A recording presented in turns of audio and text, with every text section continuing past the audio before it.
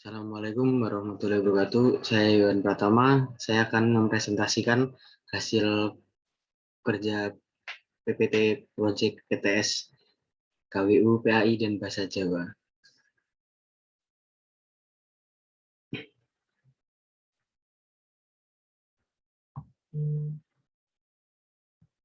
Oke, untuk yang pertama, di sini ada materi proses pernikahan adat keraton.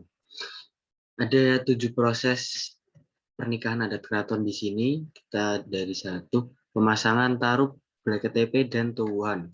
Yang kedua, nyantri. Ketiga, siraman. 4, ngeri. 5, midodareni. 6, nikah. 7, panggih. Berikut untuk penjelasannya. Yang pertama, penjelasan dari pemasangan tarup, BKTP, dan tuwuhan. Pasang tarup di pintu gerbang kediaman calon mempelai mengawali serangkaian upacara pernikahan adat Jawa Yogyakarta maupun Surakarta. Hal tersebut merupakan penanda sekaligus berita bahwa sang yang punya rumah akan mengadakan hajatan mantu. Yang kedua, nyantri. Nyantri merupakan upacara ketika calon mempelai pria diserahkan pada keluarga calon mempelai putri. Pelaksanaannya 1-3 hari sebelum pernikahan. Pada zaman dahulu, hal ini wajib dilakukan. Tujuannya mencegah calon mempelai pria tidak datang pada hari yang ditentukan. Ketiga, siraman. Siraman mengandung arti membersihkan diri agar menjadi suci lahir batin.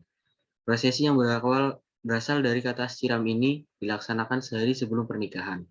Memandikan calon pengantin wanita ini dilakukan oleh orang tua dan para penisepuh yang dianggap berhasil dalam pernikahan. 4. Ngeri. Upacara ngeri adalah lanjutan dari siraman. Ngeri sendiri artinya menghilangkan rambut-rambut halus di sekitar dahi, agar wajah menjadi bercahaya. Prosesi itu mengandung makna membuang berbagai hal buruk yang pernah menimpa calon pengantin. 5. Midodareni. Midodareni berasal dari kata widodari atau bidadari. Prosesi ini merupakan laku prihatin calon mempelai wanita dalam menghadapi pernikahannya esok pagi. Calon pengantin wanita hanya duduk tenang di kamar ditemani ibu dan kerabat dekat yang semuanya wanita hingga tengah malam. 6. Nikah. Upacara pernikahan yang dilangsungkan menurut agama yang dianut kedua pengantin sesuai dengan hukum yang berlaku. Dan yang ke-7, panggih.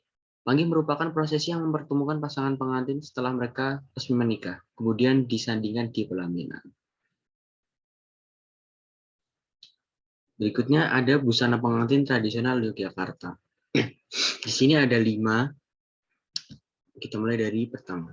Busana Paes Ageng. Busana Paes Ageng juga disebut dengan busana basahan. Busana tersebut dikenakan oleh putra-putri Sri Sultan Hamengkubuwono dalam pernikahan agung di dalam Keraton Ngayogyakarta Hadiningrat. Dan yang kedua, busana Paes Ageng Jangan Menir. Busana Paes Ageng Jangan Menir dikenakan oleh putra-putri Sri Sultan Hamengkubuwono dalam pernikahan agung di dalam Keraton Ngayogyakarta Hadiningrat. Yang ketiga, busana Jogja Putri. Busana Jogja Putri biasa dikenakan untuk upacara sepasaran, yaitu 5 hari. Setelah upacara panggih, sehingga busana ini disebut busana corak sepasaran. Keempat, busana Kesatrian Ageng. Busana Kesatrian Ageng dikenakan ketika resepsi pernikahan. Busana Kesatrian Ageng menggadahi mempunyai sifat semi formal. Busana tersebut juga dikenakan oleh Ngarso Dalem dan putra-putri pangeran pada tanggal 20 malam bulan Maulud. Dan yang terakhir, busana Kesatrian. Busana Kesatrian dikenakan ketika resepsi pernikahan. Busana ini adalah busana yang paling sederhana dan memiliki sifat santai atau non-formal. Di masyarakat, busana ini dipakai untuk upacara boyongan. Berikut contoh-contoh gambar dari kelima busana tersebut.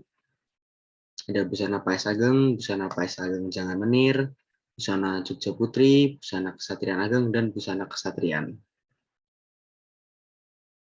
Oke, lanjut ke rukun pernikahan dalam Islam. Rukun pernikahan dalam Islam ada 5. Terdapat calon pengantin laki-laki dan perempuan yang tidak terhalang secara syar'i untuk menikah. Ada wali dari calon pengantin perempuan, dihadiri 2 orang saksi laki-laki yang adil untuk menyaksikan sah tidaknya pernikahan, diucapkan ijab dari pihak wali pengantin perempuan atau yang mewakilinya, diucapkannya qabul dari pengantin laki-laki atau yang mewakilinya. Kemudian syarat pernikahan dalam Islam. Beragama Islam, bukan mahram, wali nikah bagi perempuan, dihadiri saksi, sedang tidak ihram atau berhaji, dan bukan paksaan. Nah, kemudian ini tersebut adalah hadis dan dalil Quran. Kemudian ada pendapat tentang proses pernikahan keraton di Jakarta. Pernikahan merupakan peristiwa yang melambangkan kedewasaan. Selain cinta, ada tanggung jawab di dalamnya, serta kesanggupan untuk mandiri. Sebab ketika ijab kabul atau janji di hadapan Tuhan, nama Esa terucap, saat itu segala suka duka dalam hidup harus dianggap berdua. Begitu pentingnya peristiwa ini. Tak heran bila selalu dilaksanakan dengan serangkaian upacara adat yang kaya akan nilai-nilai luhur. Ya. Lalu untuk kewirausahaan, saya membuat seperti ini contohnya. Oke, sudah sekian dari saya. Assalamualaikum warahmatullahi wabarakatuh.